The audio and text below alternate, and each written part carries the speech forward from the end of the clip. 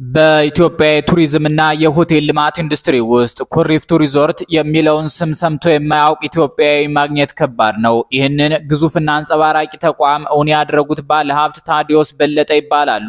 ሰሞኑን ደግሞ ከሀገር ውስጥ አልፈው በኬንያዋ የወደብ ከተማ ሞምባሳ ከአካባቢው ባለሀብቶች ጋር በመተባበር በምስራቅ አፍሪካ ቀጠና ትልቁን የውሃ መዝናኛ ፓርክ አሊያም ወተር ፓርክ ለመገንባት መዘጋጀታቸውን ይፋ አድርገዋል።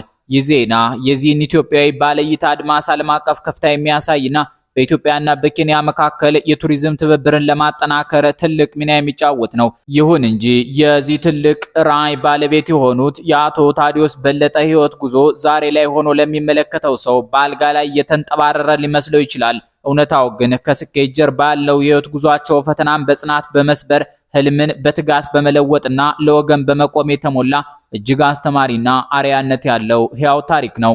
ነገሩን ከስሩን ፈትሸው የአቶ ታዲዮስ የህይወት ምዕራፍ ገጾች የሚጀምሩት በአርሲ ክፍለ ሀገር ሌሞ በሚባል ስፍራ ነው። ከዚህ የልጅነት ጊዜያቸው በመቀጠልም ወደ ወሎ በመጓዝ ከአባታቸው ጋር ለአጭር ጊዜ የኖሩ ሲሆን ከዚያም ወደ አዲስ አበባ በመመለስ የኑሮ ጅምር አድርገዋል። የህይወት ውጣ ውረድ ገና በለጋ ወጣትነታቸው ከባድ ፈተናን አቀበላቸው። በ16 ዓመታቸው አገር ጥለው ወደ ሱዳን ለመሰደድ ተገደዱ። በዚያ በረሃማና ባዳ በሆነ ሀገር በእርሻዎች ላይ በወፍ ተከላካይነት እንዲሁም በቤት ሰራተኝነት ተቀጥረው በቀን 10 ብር ብቻ እየተከፈላቸው አድካሚ ስራዎችን ሰርተዋል። ለብዙዎች ይህ ሁኔታ ተስፋ አስቆራጭና የህይወት መጨረሻ ሊሆን ቢችልም አቶ ታዲዮስ ግን ሱዳን ውስጥ ያሳለፉትን ይህን አስቸጋሪ ጊዜ እንደ መከራ ሳይሆን የህይወታቸው ትልቁ ማስተርስ ወይም የህይወት ትምህርት ቤት የሰሩበት ስፍራ አድርገው ነው የሚገልጹት።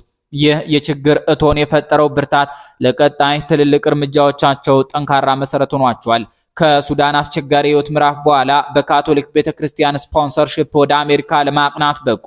አቶ ታዲዮስ በአሜሪካ መጀመሪያ ላይ በተለያዩ ስራዎች ቢሰማሩም ህልማቸው ግን ሰፊ ነበር። በመሆኑም ከልጅነት ጓደኞቻቸው ጋር በመሆን ትልልቅ የንግድ እርምጃዎችን መጀመር ቻሉ። በቦስተን ከተማ ከአንዲት ኢትዮጵያዊት ጋር በመሆን የኢትዮጵያን ሬስቶራንት ከፈቱ። ከዚህም በተጨማሪ ከጓደኞቻቸው ጋር በመሰማራት ለጥቁር አፍሪካውያን የመጀመሪያ የሆነውን ሀብሎ የተሰኘ የፀጉርና የውበት ስራ የጀመሩ ሲሆን ስራውን በፍጥነት በማደግ ወደ 2 ቅርንጫፎች ማደግ ችሎ ነበር። ነገር ግን ታዲዮስ በአሜሪካ ምቾትና ስኬት ውስጥ ብቻ መቆየት አልፈለጉም። ጓደኞቻቸው በአሜሪካ ሆነው ህይወታቸውን ማቋቋምና መቀጠል ቢፈልጉም እሳቸው ግን የአፍሪካን እድገት እዚያው አፍሪካ ውስጥ በመገንባት ለወገን መድረስ እንዳለባቸው አጥብቀው አምነዋል። የማርከስ ጋርቬ ባክ ቱ አፍሪካ ተገልጦላቸዋል ማለት ነው። ይህ አፍሪካን እንጠቀም የሚል የውስጥ ጥሪያቸው ረፍት ስለነሳቸው ብዙዎች አትሂድ እምቢ እያሉ ቢመክሯቸውም እነሱም በመተው የተሰበሰቡ ሰዎችን ሙሉ ይዘው ወደ እናት ሀገራቸው ኢትዮጵያ ተመለሱ። ወደ ሀገር ቤት ከተመለሱ በኋላ በሀገራችን አዲስ የነበረውን የቦስተን ዴይ ስፓና ሀብሎን ሲጀምሩ በቀን እስከ 16 ሰዓታት ያለ ረፍት ይሰሩ ነበር። በሀገራችን ከዓመት በፊት ቦስተን ዴይ ስፓ በመክፈት የስፓ ኢንዱስትሪውን በሰፊው በማስተዋወቅ ትልቅ ድርሻ ወስደዋል። የአቶ ታዲዮስ የፈጠራ አድማስ በዚህ ብቻ አላበቃም። ለተፈጥሮ ለአረንጓዴና ለምለም ቦታዎች ልዩ ፍቅር አላቸው። በአንድ ወቅት ደብረ ዘይት አሊያም ቢሾፍቱ ባደረጉት ጉብኝት አሁን ኩሪፍቱ የሚገኝበትን ቦታ በአጋጣሚ ተመለከቱ። በወቅቱ ይህ ቦታ ሰዎቹ ለሽንት እንኳን ዞር ብለው የማያዩት ባዶና የተተወ ቦታ ነበር። ነገር ግን ባለእይታው አቶ ታዲዮስ በዚያ ባዶ መሬት ላይ ትልቅ ህልም ታያቸው። ክልሉን በማናገር 9000 ካሬ ሜትር መሬት በመረከብ የግንባታ ስራቸውን ጀመሩ። ፈተና ግን አሁንም አልተለያቸውም። ሪዞርቱ መኝታ ቤቶች ወይም ጎጆ ቤቶች በሚገነባበት ጊዜ የከተማው ከንቲባ ስራውን ተመልክቶ ኢንቨስት አድርጋለሁ ብለ ጎጆ ቤት ሰራለሁ ወይ በማለት ግንባታውን አስቆመው። ተስፋ መቁረጥ የማያውቁት ታዲዮስ የከተማውን ከንቲባና የክልል ፕሬዝዳንት ወደ ዱባይ፣ ኬንያና ግብጽ በመውሰድ ሪዞርት ምን እንደሚመስል በተግባር በማሳየት እምነታቸውን አግኝተው ለ3 ወርም ስራው እንዲቀጥል ፈቃድ አገኙ። የአቶ ታዲዮስ ስኬት ህንፃ በመገንባት ብቻ የተገደበ አይደለም። ትልቁ ስራቸው የሰው ልጅ መገንባት ነው። ሪዞርት ላይ በቀን ሰራተኝነት ሲሰሩ የነበሩ ሰዎችን በሆቴል ሙያ ሰልጥነው አስተምረውና አብቅተው ማናጀሮች እንዲሆኑ አድርገዋል። ከዩኒቨርሲቲዎችና ኮሌጆች በሆቴልና ቱሪዝም ዘርፍ አዲስ የተመረቁ ተማሪዎችን በመቅጠርና በማሰልጠን ከኩሪፍቱ አልፎ ለሀገር አቀፍ የሆቴል ኢንዱስትሪ ብዙ ማናጀሮችን አፍርቷል።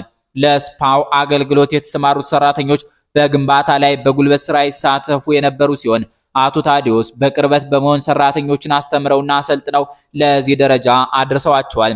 ለሰው ልጆች ሁሌም አሳቢ፣ ሰዎችን የማስቻልና የማብቃት ልዩ ተሰጥኦ ያላቸው ታዲዮስ በለጠ የጽናት የቁርጠኝነትና የሰው ወዳድነት ሕያው ማሳያ ናቸው። በዚህም የተነሳ ታዲዮስ በለጠ የ11ኛው የበጎ ሰው ሽልማት በንግድ ኢንዱስትሪና ስራ ፈጠራ ዘርፍ ኩሪፍቱ ሪዞርትና ስፓ ተሸላሚ ሆነዋል።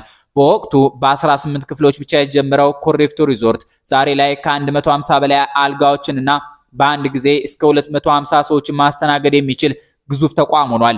የራሳቸው የኮንስትራክሽን ካምፓኒ ያሏቸው ሲሆን ሁሉም ሪዞርቶች በራሳቸው የኮንስትራክሽን ዲዛይን የተገነቡ ናቸው። ዛሬ ላይ ኩሪፍቱ በአዋሽ፣ በአርባ ምንጭ፣ በባህር ዳርና በሸገር የቪሌጅ ፕሮጀክት ተጠናክሮና ተስፋፍቶ ቀጥሏል። ከዚህም አልፎ በምስራቅ አፍሪካ የመጀመሪያ የሆነው ግዙፍ የወተር ፓርክ በቦታው ይገኛል። ዛሬ ደግሞ ከኢትዮጵያ አልፈው በኬንያ ሞምባሳ በምስራቅ አፍሪካ ቀጠና ትልቁን የውሃ መዝናኛ ፓርክ ለመገንባት መዘጋጀታቸው የምስራቅ አፍሪካን የመዝናኛ ኢንዱስትሪ ለማሳደግ ከሚደረጉ ጥረቶች መካከል አንዱ እንደሚሆን ይጠበቃል። የታዲዮስ በለጠ ህይወት ጉዞ ለዛሬው ወጣት እጅግ ትልቅ ትምህርት የሚሰጥ ነው። የእድገት ጉዟቸው ኢትዮጵያዊ ስኬት ምን ያህል እንዳለው የሚያሳይ ህያው ታሪክ ነው።